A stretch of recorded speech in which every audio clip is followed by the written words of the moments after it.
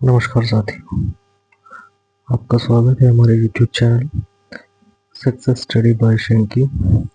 आज हम NCERT series का क्लास नंबर 8 का चैप्टर नंबर 6 स्टार्ट करने लगे। तो दहन और ज्वाला। तो हम घर पर, उद्योगों में और वाहनों को चलाने के लिए विभिन्न प्रकार के ईंधनों का उपयोग विविध प्रयोजनों के लिए करते हैं। क्या आप अपने घरों में प्रयुक्त होने वाले कुछ ईंधनों के नाम बता सकते हैं? व्यापार और उद्योगों में उपयोग होने वाले कुछ ईंधनों के नाम बताइए। मोटर गाड़ियां चलाने में कौन से ईंधन काम में आते हैं? आपकी सूची में सम्मिलित ईंधन होंगे गोबर, लकड़ी, कोयला, कास्ट, कोयला, पेट्रोल, डीजल, संपीड़ित प्राकृतिक गैस आदि। तो यानी कि यहाँ पर हमारे पास ईंधन के बारे में बताया गया है कि कौन कौन से ईंधन हम जो है अपने रोजमर्रा की जिंदगी में यूज करते हैं। तो आप मोमबत्ती के जलने से परिचित है? मोमबत्ती के जलने और कोयले जैसे ईंधन के जलने में क्या अंतर है? शायद आपका अनुमान सही था। मोमबत्ती ज्वाला के साथ जलती है जबकि कोयला नहीं। तो मोमबत्ती जब भी जलती है तो उसमें जो है हमें ज्वाला प्रदीप्त होती हुई दिखती है जबकि कोयले में नहीं। तो इस प्रकार आप अनेक पदार्थ पाएंगे जो बिना ज्वाला के जलते हैं। आइए जलने के रासायनिक प्रक्रम और इस प्रक्रम में उत्पन्न ज्वाला के प्ररूपों का अध्ययन करें। तो दहन क्या है? तो कक्षा 7 में मैग्नीशियम दहन के क्रियाकलाप का स्मरण करिए। हमने देखा था कि मैग्नीशियम जलकर मैग्नीशियम ऑक्साइड बनाता है और ऊष्मा तथा प्रकाश उत्पन्न करता है। इसी प्रकार का क्रियाकलाप हम एक कास्ट कोयले का टुकड़ा लेकर कर सकते हैं। कास्ट कोयले के टुकड़े को संडासी से पकड़िए और एक मोमबत्ती अथवा बुनसेन बर्नर की ज्वाला के निकट लाइए। आप क्या देखते हैं? तो हम पाते हैं कि जो कास्ट कोयला होता है वो वायु में जलता है। तो हम जानते हैं कि कास्ट कोयला वायु में जलकर कार्बन डाइऑक्साइड, ऊष्मा और प्रकाश देता है। तो ये हमारे पास आता है कि कास्ट कोयला जो है वायु में जलकर क्या उत्पन्न करता है? तो वायु में जलकर कास्ट कोयला जो है वो कार्बन डाइऑक्साइड, ऊष्मा और प्रकाश उत्पन्न करता है। तो यहाँ हमारे पास जो है चित्र दिखाया गया है मैग्नीशियम का दहन, कि किस प्रकार मैग्नीशियम का दहन होता है। तो रासायनिक प्रक्रम जिसमें पदार्थ ऑक्सीजन से अभिक्रिया कर ऊष्मा देता है दहन कहलाता है। तो भाई जो आपका रासायनिक प्रक्रम क्या है? एक केमिकल जो आपका रिएक्शन क्या है जिसमें जो कोई पदार्थ है वो ऑक्सीजन में से अभिक्रिया करेगा और ऊष्मा उत्पन्न करेगा, तो वो क्या कहलाएगा? दहन कहलाएगा। तो जिस पदार्थ का दहन होता है वह दाह्य कहलाता है। तो जो पदार्थ जलने वाला होता है, दहन वाला होता है, उसको क्या बोलते हैं? दाह्य बोलते हैं। इसे ईंधन भी कहते हैं। ईंधन ठोस, द्रव या गैस हो सकता है। कभी कभी दहन के समय ज्वाला के रूप में अथवा एक लौ के रूप में प्रकाश भी उत्पन्न होता है। तो ऊपर दी गई अभिक्रियाओं में मैग्नीशियम और कास्ट कोयला दाह्य पदार्थ है। तो जहां हमने ऊपर जो चित्र देखा था उसमें मैग्नीशियम और जो है यहाँ पर कास्ट कोयला जो वायु की उपस्थिति में जला था वो क्या है? दाह्य पदार्थ कहलाते हैं। तो भोजन का हमें बताया गया था कि भोजन हमारे शरीर के लिए एक ईंधन है। तो यहाँ ये क्वेश्चन हमारे पास बार बार आता है कि भोजन हमारे शरीर के लिए क्यों जरूरी है? तो भोजन हमारे लिए इसलिए जरूरी है क्योंकि ये हमारे शरीर को एक ईंधन का काम करता है जो हमें हमारे शरीर को क्या देता है? ऊर्जा देता है। तो पहेली कहती है ठीक ही तो है, हमारे शरीर में भोजन ऑक्सीजन से भी क्रिया कर अपघटित होता है। यानी कि जो भी हम भोजन हम खाते हैं वो हमारे शरीर में पहुंचकर ऑक्सीजन से अभिक्रिया करके अपघटित हो जाता है और ऊष्मा को उत्पन्न करता है। ये हमने अपनी कक्षा 7 में सीखा था। तो क्रियाकलाप 6.1 में उसने कहा है कि स्ट्रो, माचिस की तिलिया, मिट्टी का तेल, कागज, लोहे की कीलें, पत्थर के टुकड़े, शीशा आदि कुछ पदार्थ इकट्ठे करिए। अपने शिक्षक की देखरेख में इन पदार्थों को एक एक कर जलाइए। यदि पदार्थ जलता है तो इसे दाह्य दिखाइए, अन्यथा इसे अदाह्य दिखाइए। तो आप इनमें से जो पदार्थ जलेगा उसको तो आप दाह्य कहेंगे और जो आपका पदार्थ जो है नहीं जलेगा उसको अदाह्य लिखेंगे। ठीक है, तो आप ये क्रियाकलाप कर सकते हैं। तो क्या आप कुछ और पदार्थों के नाम बता सकते हैं जो दाह्य है? आप इन्हें सारणी 6.1 में जोड़ सकते हैं। तो आइए उन परिस्थितियों का पता लगाइए जिनमें दहन होता है। तो यहाँ पर एक क्रियाकलाप और दिखाया गया है जहाँ हमने जलती मोमबत्ती को पकड़ते समय सावधानी के बारे में बताया है। यहाँ पर हमारे पास ए बी सी में मोमबत्ती के 3 अवस्थाओं को दिखाया गया है। ठीक है, तो एक जलती मोमबत्ती को मेज के ऊपर रखिए। कांच की चिमनी को मोमबत्ती के ऊपर लकड़ी के 2 गुटकों की सहायता से इस प्रकार रखिए कि दहन के लिए वायु आवश्यक प्रदर्शन करने हेतु प्रयोग है ये, कि यहाँ पर वायु का चिमनी में प्रवेश होता रहे। तो यहाँ पर भाई आपकी जो हवा है एक तो ऊपर से भी आ रही है और एक नीचे से, यानी कि जो आपकी मोमबत्ती है उसको ऑक्सीजन जो है दहन के लिए ऊपर से भी मिल रही है और नीचे भी मिल रही है, जो आपका क्रियाकलाप ए है। जबकि बी में जो है दहन के लिए मोमबत्ती को जो ऑक्सीजन है वो सिर्फ ऊपर से मिल रही है। ठीक है, तो यहाँ पर इसने कहा है कि जब लकड़ी के गुटके हटाकर चिमनी को मेज पर टिका दीजिए तो पुनः ज्वालों को देखिए। अंत में एक कागज की प्लेट चिमनी के ऊपर रख दीजिए। जब हमने सी में जो जो मोमबत्ती थी उसके ऊपर कागज की एक प्लेट रख दी तो आपने क्या देखा? तो यहाँ पर जो मोमबत्ती है वो क्या हो जाएगी? कंपन करते हुए बुझ जाएगी। तो हम पाते हैं कि दहन के लिए वायु आवश्यक है। अवस्था ए में मोमबत्ती निर्बाध रूप से जलती है जबकि वायु चिमनी में नीचे से प्रवेश कर सकती है। अवस्था बी में जब चिमनी से नीचे से वायु प्रवेश नहीं कर पाती तो ज्वाला में कंपन होता है और धुआं उत्पन्न होता है। अवस्था सी में ज्वाला बुझ जाती है क्योंकि इसे वायु उपलब्ध नहीं हो पाती, ना तो उसको ऊपर से और ना ही नीचे से जो है ज्वाला जो है वो जो है ज्वाला को जो है ऑक्सीजन मिल पाती है और वो जो है वहां पर बुझ जाएगी अवस्था सी के अंदर। तो बुझो ने कहा कि हमने पढ़ा है कि सूर्य अपनी ऊष्मा और प्रकाश स्वयं उत्पन्न करता है, क्या यह भी एक प्रकार का दहन है? तो सूर्य में ऊष्मा और प्रकाश नाभिकीय विक्रियों द्वारा उत्पन्न होता है। इसके बारे में हम आगे पढ़ेंगे। ठीक है, तो सूर्य और में जो है वो ऊष्मा और प्रकाश कहाँ से उत्पन्न होता है? नाभिकीय अभिक्रियाओं द्वारा उत्पन्न होता है। ठीक है, तो एक लकड़ी या लकड़ी के कोयले का जलता हुआ टुकड़ा लोहे की प्लेट या तवे पर रखिए। इसे एक कांच के जार अथवा पारदर्शक प्लास्टिक जार से ढक दीजिए। देखिए क्या होता है। क्या कुछ समय बाद लकड़ी का कोयला जलना बंद हो जाता है? क्या आप सोच सकते हैं कि यह जलना बंद क्यों हो जाता है? तो आपने सुना होगा कि जब किसी व्यक्ति के वस्त्र आग पकड़ लेते हैं तो आग बुझाने के लिए व्यक्ति को कंबल से ढक देते हैं। तो ऐसा क्यों करते हैं? ठीक है, तो ऐसा तो हमने क्या है यहाँ पर ये क्वेश्चन जो है पुट किया है। ठीक है, तो जब अपने कुछ अनुभवों को स्मरण कीजिए कि क्या एक माचिस की तिल्ली अपने आप जल उठती है, यह किस प्रकार जलाई जाती है। ये आपसे जो है क्वेश्चन पुट किए गए हैं, इसको जो है आपने सोचना है। ठीक है, आपको कागज के टुकड़ों को जलाने का अनुभव अवश्य होगा। जब जलती हुई माचिस की तीली इसके पास लाते हैं तो यह जल उठता है। तो क्या आप लकड़ी के एक टुकड़े को जलती माचिस की तिल्ली उसके पास लाकर जला सकते हैं? लकड़ी या कोयले को जलाने के लिए आपको कागज और मिट्टी के तेल का उपयोग क्यों करना पड़ता है? क्या आपने जंगल में लगने वाली आग के बारे में सुना है? तो यहाँ पर आपको एक चित्र 6.4 दिखाया गया जिसमें जंगल के में आग के दृश्य को दिखाया गया है। तो गर्मियों के मौसम में बहुत अधिक गर्मी पड़ने पर कुछ स्थानों पर सूखी घास आग पकड़ लेती है। घास में आग पेड़ों में फैलती है और जल्द ही पूरा जंगल आग की चपेट में आ जाता है। इस प्रकार की आग को बुझाना बहुत कठिन होता है। तो क्या ये अनुभव आपको बताते हैं कि विभिन्न पदार्थ विभिन्न ताप पर आग पकड़ते हैं?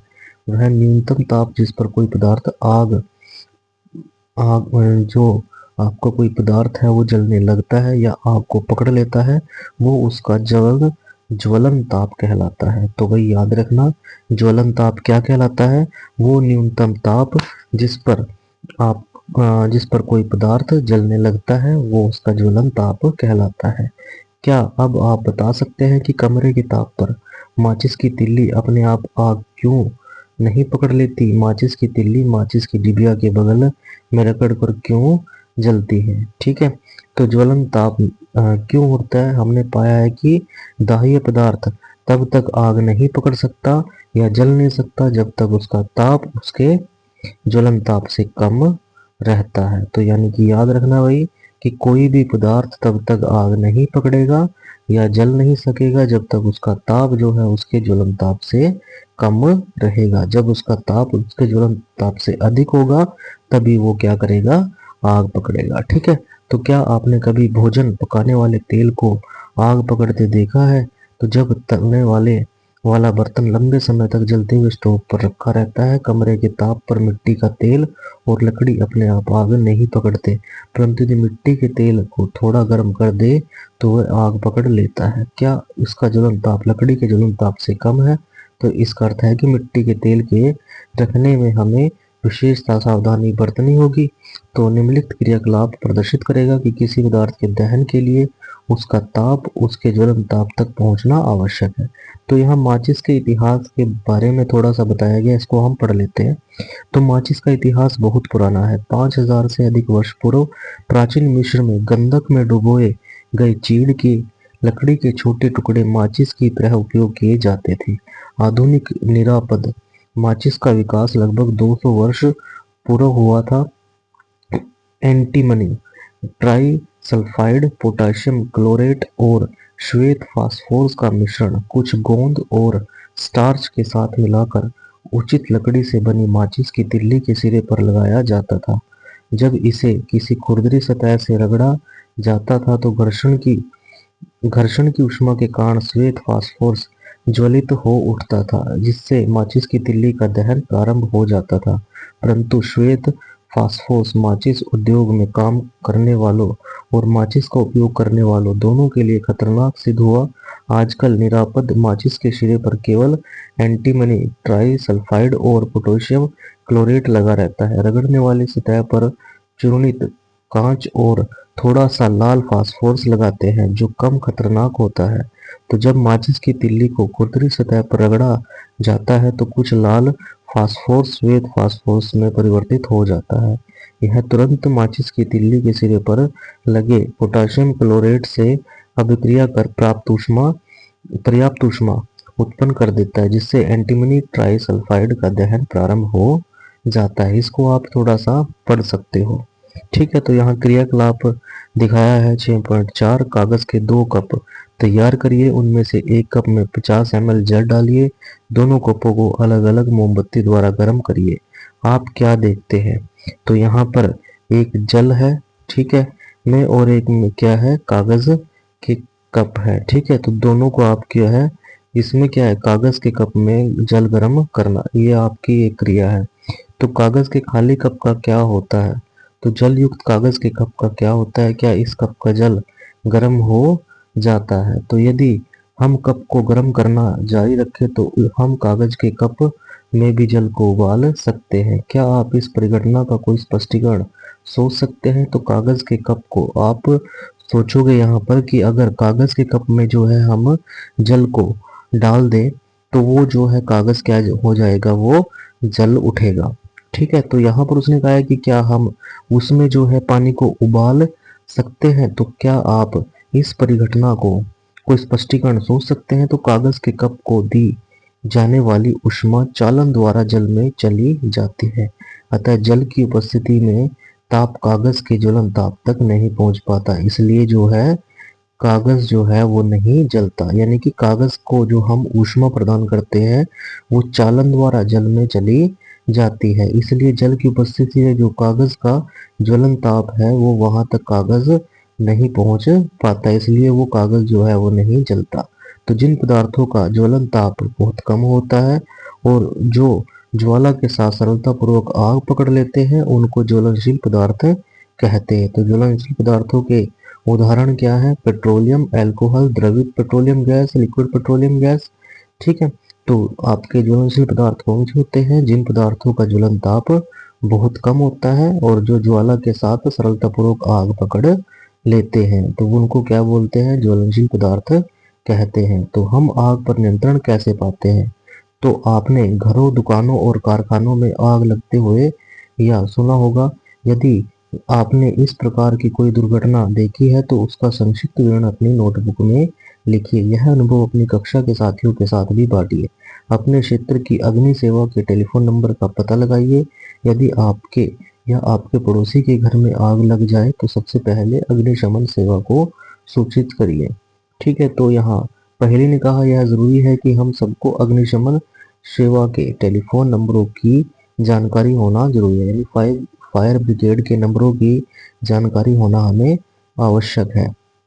तो क्या आपके शहर नगर में फायर ब्रिगेड स्टेशन है?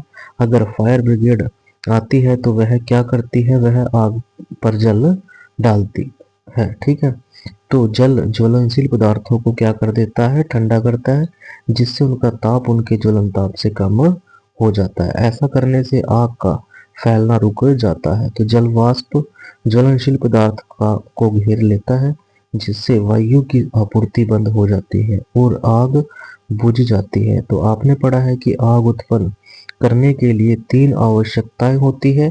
क्या आप इन आवश्यकताओं की सूची बना सकते हैं? तो वही आग उत्पन्न करने के लिए कौन कौन सी आवश्यकताएं जरूरी होती है?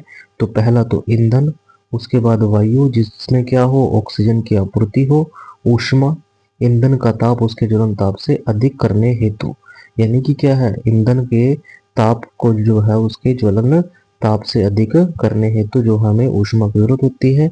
तो इनमें से एक या अधिक आवश्यकताओं को हटाकर आग को नियंत्रित किया जा सकता है। आग बुझाने वाले का कार्य वायु का प्रवाह काटना या ईंधन का ताप कम करना या दोनों होते हैं।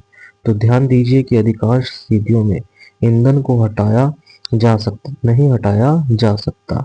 तो उदाहरण के लिए यदि किसी भवन में आग लगती है तो संपूर्ण भवन ही ईंधन होता है। ठीक है, तो यहाँ पर हमारे पास अग्निशामक का जो है वो दृश्य दिखाया गया है। तो जल सबसे अधिक प्रचलित अग्निशामक है, यानी कि क्या है? आग को बुझाने वाला है, परंतु जल तभी कार्य कर पाता है जब लकड़ी और कागज जैसी वस्तुओं में आग लगी हो। यदि विद्युत उपकरणों में आग लगी हो तो जल विद्युत का चालन कर सकता है। तो वही अगर हम किसी बिजली की वजह से, विद्युत की वजह से, इलेक्ट्रिसिटी में की वजह से अगर आग लगी है तो वहां पर आप वाटर का इस्तेमाल नहीं कर सकते, क्योंकि जो आपका वाटर होता है वो इलेक्ट्रिसिटी का गुड कंडक्टर होता है। ठीक है, तो तेल और पेट्रोल में लगी आग बुझाने हेतु भी जल का उपयोग उचित नहीं होता। तो क्या आपको याद है कि जल तेल से भारी होता है, अतः यह तेल के नीचे चला जाता है और तेल ऊपर जलता रहता है। तो विद्युत उपकरण और पेट्रोल जैसे ज्वलनशील पदार्थों में लगी आग के लिए कार्बन डाइऑक्साइड CO2 सबसे अच्छा अग्निशामक है। तो आपकी CO2 का भी इस्तेमाल जो है हम आग बुझाने के लिए करते हैं। ऑक्सीजन में से भारी होने के कारण CO2 आग को एक कंबल की तरह लपेट लेती है। इससे ईंधन और ऑक्सीजन के बीच संपर्क टूट जाता है, अतः आग पर नियंत्रण हो जाता है। तो CO2 का अतिरिक्त लाभ यह है कि सामान्यतः यह विद्युत उपकरण को कोई हानि नहीं पहुंचाती। तो हमें कार्बन डाइऑक्साइड की आपूर्ति कहाँ से मिलती है? तो उच्च दाब पर यह द्रव के रूप में सिलेंडरों में भरी जा सकती है। तो LPG किस प्रकार से सिलेंडरों में भर रखी जाती है? तो सिलेंडर से छोड़ी जाने वाली CO2 बहुत अधिक फैलती है और ठंडी हो जाती है, अतः न केवल आग को चारों ओर से घेरे लेती है बल्कि ईंधन के ताप को भी नीचे ले आती है। इसलिए यह अति उत्तम अग्निशामक है। CO2 प्राप्त करने का एक दूसरा तरीका सोडियम बाइकार्बोनेट, बेकिंग सोडा या पोटाशियम बाइकार्बोनेट जैसे रसायनों के पाउडर का भारी मात्रा में छिड़काव है। तो आग के निकट इन पदार्थों से बहुत सी कार्बन डाइऑक्साइड गैस निकलती है जो आग बुझा देती है। तो यानी कि CO2 का जो प्राप्त करने का दूसरा तरीका कौन सा बताया है कि आप जहां पर आग लगी हो वहां पर सोडियम बाइकार्बोनेट यानी बेकिंग सोडा या पोटाशियम बाइकार्बोनेट, ये जो रसायन होते हैं इनका पाउडर क्या कर दीजिए? छिड़क दीजिए, और वहां पर जो है अपने आप कार्बन डाइऑक्साइड गैस निकलनी शुरू हो जाएगी। उसके बाद आते हैं दहन के प्रकार। तो एक जलती हुई माचिस की तिल्ली अथवा गैस लाइटर को रसोई में गैस स्टोव के निकट लाइए। तो यहाँ पर सावधानी के तौर पर उसने कहा है कि स्वयं गैस स्टोव का प्रयोग न कीजिए, अपने माता पिता को सहायता के लिए कहिए। तो गैस स्टोव को की घुंडी यानी नोब जो है उसको घुमाकर गैस चालू कर दीजिए।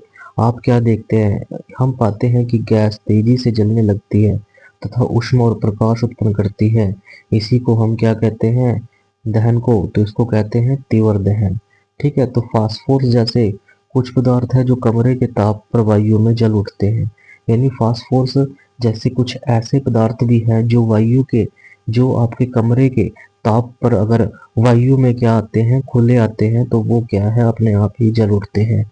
तो इस प्रकार के दहन को बिना किसी प्रत्यक्ष कारण के अचानक लपटों के साथ जल उठना वो क्या कहलाता है, संवहनीय दहन कहलाता है। तो कोयले की खानों में कोयले की धूल के संवहनीय दहन से कई बार खतरनाक अग्निकांड हो चुके हैं। तो यहाँ पर जो आपके क्या है, जो कोयले की खान है, ठीक है, उसमें कोयले की धूल के क्या है, वो क्या है, खुद ब खुद कई बार क्या हो जाती है, उनमें दहन हो जाता है, वो खुद ब खुद जल उठती है, जिसकी वजह से बहुत खतरनाक अग्निकांड हो जाते हैं। तो जंगल के असंभवतः अग्निकांड कभी कभी अधिक गर्मी के कारण होते हैं, कभी आकाश से बिजली गिरने से होते हैं, परंतु जंगल में आग अधिकतर मनुष्य की लापरवाही से लगती है। जंगल में यदि आप पिकनिक अथवा शिविर में जाते हैं और कैंप फायर का आयोजन करते हैं तो स्थान छोड़ने से पूर्व आग को पूर्णतः बुझाना आवश्यक याद रखिए। तो हम त्योहारों पर अक्सर आतिशबाजी करते हैं। जब पटाखों को जलाते हैं तो एक आकस्मिक अभिक्रिया होती है, होने से ऊष्मा, प्रकाश और ध्वनि पैदा होती है। अभिक्रिया में बनी गैस बड़ी मात्रा में निकलती है। इस प्रकार की अभिक्रिया को विस्फोट कहलाती है। तो पटाखे पर दाब डालने पर भी विस्फोट हो सकता है। तो इसने कहा है कि जो हम त्योहारों पर आतिशबाजी करते हैं, तो हम जब पटाखे चलाते हैं तो एक जो हमें अचानक ही क्या होती है, अभिक्रिया होती है और ऊष्मा, प्रकाश और एक ध्वनि पैदा होती है। तो इस अभिक्रिया में जो बनी गैस होती है, जो गैस निकलती है, तो इस प्रकार की जो अभिक्रिया होती है उसको क्या बोलते हैं, विस्फोट कहते हैं। तो पटाखे पर दाब डालने पर भी विस्फोट हो सकता है। उसके बाद आता है ज्वाला। ज्वाला क्या होती है, तो एलपीजी ज्वाला का परीक्षण करिए। क्या आप ज्वाला का रंग बता सकते हैं, एक मोमबत्ती की ज्वाला का रंग कैसा होता है? तो कक्षा 7 के मैग्नीशियम रिबन को जलाने के अपने अनुभव को याद करिए। यदि आपको सारणी 6.2 की शेष वस्तुओं को जलाने का अनुभव नहीं है तो आप उन्हें अब कर सकते हैं। तो अपने प्रेक्षण रिकॉर्ड करिए और सारणी में लिखिए कि पदार्थ ज्वाला देता है या नहीं देता है। ठीक है, तो यहाँ पर हमारे पास 6.8 में मोमबत्ती और रसोई घर के स्टोव की ज्वालाओं का रंग आप देख सकते हैं। ठीक है, उसके बाद मिट्टी के तेल के लैंप, मोमबत्ती और बुनशेन बर्नर की ज्वालाओं में आप अंतर कर सकते हैं। तो ज्वाला की संरचना, तो क्रियाकलाप 6.5 में उसने कहा कि एक मोमबत्ती जलाइए, सावधानी बरतिए, एक कांच की 4 से 5 सेंटीमीटर पतली नली को संडासी द्वारा पकड़िए, उसका एक सिरा मोमबत्ती की आकस्मिक ज्वाला के अदीप्त क्षेत्र जोन में प्रवेश करा दीजिए। तो कांच की नली के दूसरे सिरे के निकट एक जलती हुई माचिस की तिल्ली लाइए। क्या वहां कुछ समय पश्चात ज्वाला उत्पन्न होती है? यदि ऐसा है तो वह क्या है जो ज्वाला उत्पन्न करता है? तो ध्यान दीजिए कि गर्म बत्ती के पास का मोम जल्दी क्या है, पिघल जाता है। तो दहन के समय जो पदार्थ वाष्पित होता है वे ज्वाला का निर्माण करते हैं। तो याद रखना भाई, तो जब भी दहन होता है उस समय जो पदार्थ वाष्पित होते हैं वो क्या करते हैं, ज्वाला का निर्माण करते हैं। उदाहरण के लिए मिट्टी का तेल और पिघलती हुई मोमबत्ती के साथ साथ ऊपर उठते हैं और दहन के समय वाष्पित होकर ज्वाला का निर्माण करते हैं। इसके विपरीत लकड़ी का कोयला वाष्पित नहीं होता और कोई ज्वाला नहीं देता है। तो क्रियाकलाप 6.5 में क्या कांच की नली से बाहर निकलने वाला मोम का वाष्प क्या ज्वाला उत्पन्न होने का कारण हो सकता है? तो जब मोमबत्ती की ज्वाला स्थिर हो तो ज्वाला के दीप्त क्षेत्र में एक स्वच्छ कांच की प्लेट स्लाइड प्रविष्ट करिए। तो आकृति 6.11, इसे संडासी से लगभग 10 सेकंड तक पकड़े रखिए, फिर इसे हटा लीजिए। आप क्या देखते हैं?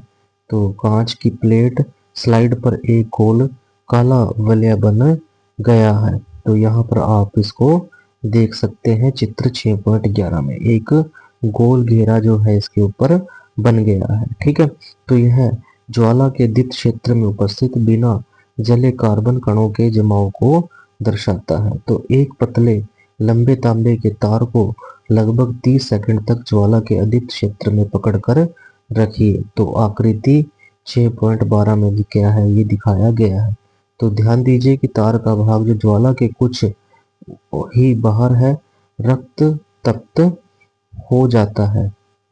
क्या यह दर्शाता है कि ज्वाला के अदीप्त क्षेत्र का ताप बहुत अधिक है? वास्तव में ज्वाला का यह भाग सबसे अधिक गर्म होता है। तो यानी कि जो जहां पर आपका जो है जिस के ऊपर आपके जो तांबे की तार जो है वो लाल दिखाई देने लगती है तो वो क्या है उस ज्वाला का क्या है सबसे ज्यादा जो है गर्म हिस्सा है। ठीक है, तो यानी कि जो हिस्सा सबसे ज्यादा गर्म होता है वो उसका अदीप्त हिस्सा कहलाता है। तो सोने और चांदी को पिघलाने के लिए सुनार धातु की फूकनी से ज्वाला के सबसे बाहरी भाग को उस पर क्या करते हैं फूकते हैं। तो वे ज्वाला के सबसे बाहरी भाग का उपयोग क्यों करते हैं? तो यहाँ पर आपके ज्वाला का जो है वो हिस्सा दिखाया गया है। तो मोमबत्ती सबसे कम गर्म भाग जो है वो सबसे अंदर वाला होता है। ठीक है, तो आंशिक दहन वाला मध्य भाग जो पीला पीला होता है और जो ये आपकी बिना जली मोमबत्ती का सबसे आंतरिक क्षेत्र जो काला होता है। उसके बाद है कम गर्म हिस्सा होता है और सबसे गर्म हिस्सा जो है वो बाहरी क्षेत्र होता है उसका। तो पूर्ण दहन का बाहरी क्षेत्र नीला दिखाई देता है। ठीक है, तो यहाँ पर हम इसको देख सकते हैं। उसके बाद ये जो आपको सुनार जो है 6.14 में क्या है धातु की फूकनी से फूकता हुआ दिखाई दे रहा है। तो ईंधन क्या है? तो याद रखिए कि घरेलू और औद्योगिक उपयोगों से संबंधित ऊष्मा ऊर्जा के प्रमुख स्रोत लकड़ी, काष्ठ, कोयला, पेट्रोल, मिट्टी का तेल आदि है। ये पदार्थ ईंधन कहलाते हैं। तो अच्छा ईंधन वो है जो सहज उपलब्ध हो जाता है, यह सस्ता होता है और वायु में सामान्य दर से सुगमता पूर्वक जलता है। यह अधिक मात्रा में ऊष्मा उत्पन्न करता है। यह जलने के उपरांत कोई अवांछनीय पदार्थ नहीं छोड़ता। तो संभवतः ऐसा कोई भी ईंधन नहीं है जिसे एक आदर्श ईंधन माना जा सके। हमें ऐसा ईंधन ढूंढना चाहिए जो किसी विशिष्ट उपयोग की अधिकांश आवश्यकताएं पूरी करता हो। तो ईंधन के मूल्यों में भिन्नता होती है। कुछ ईंधन अन्य ईंधनों की अपेक्षा सस्ते होते हैं। इन ईंधनों से आप परिचित हैं, उनकी सूची बनाइए। सारणी 6.13 की भांति इन्हें ठोस, द्रव और गैसीय ईंधनों में वर्गीकृत कीजिए। तो ईंधन दक्षता, यदि आपसे कहा जाए कि गोबर के उपले, कोयला और एलपीजी को जलाकर पानी की एक निश्चित मात्रा को उबालें तो आप कौन से ईंधन को चुनेंगे? इसका कारण बताइए। आप अपने माता पिता की मदद ले सकते हैं। क्या वे ईंधन बराबर मात्रा में ऊष्मा उत्पन्न करते हैं? किसी ईंधन के 1 किलोग्राम के पूर्ण दहन से प्राप्त ऊष्मा ऊर्जा की मात्रा उसका ऊष्मीय मान कहलाता है। तो याद रखना भाई, एक किसी भी ईंधन का ऊष्मीय मान कौन सा कहलाता है? तो किसी ईंधन के 1 किलोग्राम के पूर्ण दहन से प्राप्त ऊष्मा ऊर्जा की मात्रा उसका ऊष्मीय मान कहलाती है। तो ईंधन के ऊष्मीय मान को किलोजूल प्रति किलोग्राम मात्रक द्वारा प्रदर्शित किया जाता है।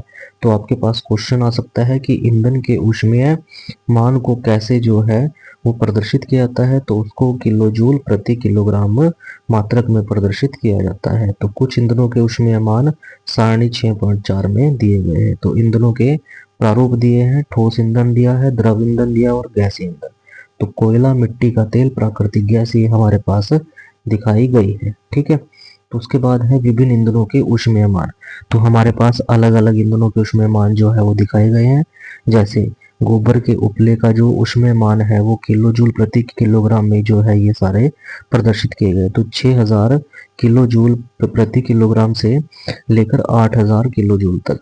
लकड़ी का 17000 किलोजूल से 22000 किलोजूल तक। कोयले का 25000 किलोजूल से 33000 किलोजूल तक। पेट्रोल का 45000 किलोजूल। मिट्टी का तेल 45,000 किलो जूल, डीजल का 45,000 किलो जूल, मेथेन का 50,000 किलो जूल, सीएनजी का 50,000 kilo joule, LPG 55,000 kilo joule, जैव गैस का 35,000 से 40,000 किलो जूल, हाइड्रोजन का 1,50,000 किलो जूल। तो ईंधन के दहन से हानिकारक उत्पाद प्राप्त होते हैं। तो देख हमने जो है ये पहले भी पढ़ा है कि जो ईंधन होता है उससे जो भी है आपका जब भी दहन होता है तो उससे हानिकारक पदार्थ जो है वो कुछ ना कुछ निकलते ही निकलते हैं, ठीक है, जो हमारे पर्यावरण के लिए जो है वो नुकसान पहुंचाते हैं, ठीक है। तो ईंधन का बढ़ता हुआ उपभोग पर्यावरण पर हानिकारक प्रभाव डालता है। लकड़ी, कोयले और पेट्रोल जैसे कार्बन ईंधन बिना जले कार्बन कण छोड़ते हैं। ये सूक्ष्म कण खतरनाक प्रदूषक होते हैं जो दमा जैसे श्वास रोग उत्पन्न करते हैं। तो इन ईंधनों का अपूर्ण दहन कार्बन मोनोऑक्साइड गैस देता है। यह अत्यंत विषैली गैस है। तो जब भी हम इन ईंधनों का प्रयोग करते हैं तो इससे जो है वो एक खतरनाक गैस उत्पन्न होती है, कार्बन मोनोऑक्साइड। तो ये जो है इतनी विषैली गैस होती है कि कई बार जो है इसमें कई व्यक्ति अगर अंगीठी वगैरह जो है या आपका जो है वो हीटर वगैरह जलाकर बंद कमरे में सोते हैं तो उनसे उनकी मृत्यु भी हो जाती है। ये आपकी ज़्यादातर सर्दियों में जो है ये आपको घटनाएं सुनने को मिलती हैं।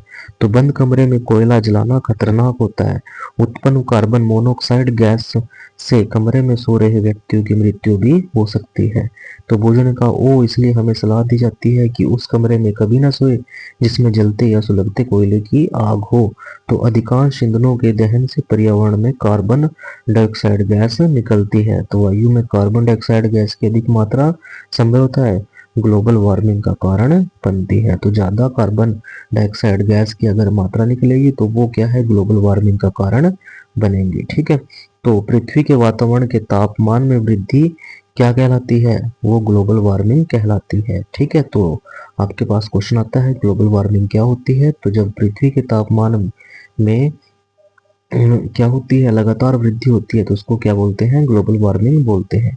तो अन्य बातों के साथ साथ इससे हिमनद पिघलने लगता है, यानी कि जो आपके ग्लेशियर्स हैं वो भी पिघलने लगते हैं जिससे समुद्र में का जल स्तर बढ़ जाता है और जो तटीय क्षेत्र होते हैं, ठीक है, तो वो भी जो है वो बाढ़ग्रस्त हो जाते हैं। ऐसा भी संभव है कि निचले स्तर वाले तटीय क्षेत्र स्थायी रूप से जलमग्न हो जाए, वो आपके डूब ही जाए लगातार, ठीक है। तो कोयले और डीजल के दहन से सल्फर डाइऑक्साइड गैस उत्पन्न होती है। तो यह अत्यंत दमघोटू और संक्षारण गैस है। इसके अतिरिक्त पेट्रोल, डीजल नाइट्रोजन के गैसीय ऑक्साइड छोड़ते हैं। तो सल्फर और नाइट्रोजन के ऑक्साइड वर्षा जल में घुल जाते हैं तथा अम्ल बनाते हैं। तो ऐसी वर्षा अम्ल वर्षा कहलाती है जो फसलों, भवनों और मृदा के लिए बहुत हानिकारक होती है। इसके विषय में आप कक्षा 7 में पहले ही पढ़ चुके हैं, ठीक है। तो आपकी जो क्या होती है, सल्फर और नाइट्रोजन है, ये आपकी ऑक्साइड वर्षा जो है वो जल में घुलती है और इसी की वजह से क्या है, आपकी एसिड रेन भी होती है। तो मोटर वाहनों में ईंधन के रूप में डीजल और पेट्रोल का प्रयोग अब सीएनजी ले रही है, क्योंकि सीएनजी सल्फर और नाइट्रोजन के ऑक्साइडों का उत्पादन अल्प मात्रा में करती है। तो सीएनजी एक अधिक स्वच्छ ईंधन है पेट्रोल और डीजल के बजाय, ठीक है। तो यहाँ पर हमारा ये जो है चैप्टर खत्म होता है। तो इसमें हमारे पास एक छोटा सा येलो बॉक्स है, उसको भी हम एक बार पढ़ लेते हैं। तो सर्दियों में लकड़ी का उपयोग घरेलू तथा औद्योगिक ईंधन के रूप में हो रहा था, तो परंतु अब इसका स्थान कोयले और एलपीजी जैसे ईंधनों ने ले लिया है। अभी भी हमारे देश के बहुत से ग्रामीण क्षेत्रों में ईंधन के रूप में लकड़ी का उपयोग हो रहा है, क्योंकि यह आसानी से उपलब्ध और सस्ती है। परंतु लकड़ी को जलाने से अधिक मात्रा में धुआं उत्पन्न होता है जो मनुष्यों के लिए हानिकारक है और श्वसन कष्ट उत्पन्न करता है। तो साथ ही वृक्ष हमें बहुत सी उपयोगी वस्तुएं उपलब्ध कराते हैं जो ईंधन के रूप में लकड़ी का उपयोग करने से हमें प्राप्त नहीं हो पाती। इसके अतिरिक्त वृक्षों की कटाई वनोन्मूलन का कारण बनती है, यानी कि अगर वृक्ष काटते हैं तो इससे जो वन है वो भी क्या होते रहते हैं, खत्म होने शुरू हो जाते हैं, ठीक है। तो जो पर्यावरण के लिए हानिप्रद है, ठीक है, ये हमने कक्षा 7 में पढ़ा है। तो यहीं पर हमारा जो है आज चैप्टर नंबर 6 ख़त्म होता है। आई होप ये आपको आपको कुछ क्लियर किया होगा इसने। ठीक है, तो हम ये एनसीईआरटी की सीरीज़ को जो है वो अब जारी रखेंगे और आपको जो है इस एनसीईआरटी सीरीज़ के आखिरी में आपको जो है एनसीईआरटी के नोट उपलब्ध करा देंगे जो आपके बहुत सारे एग्जाम में काम आएंगे। Thank you.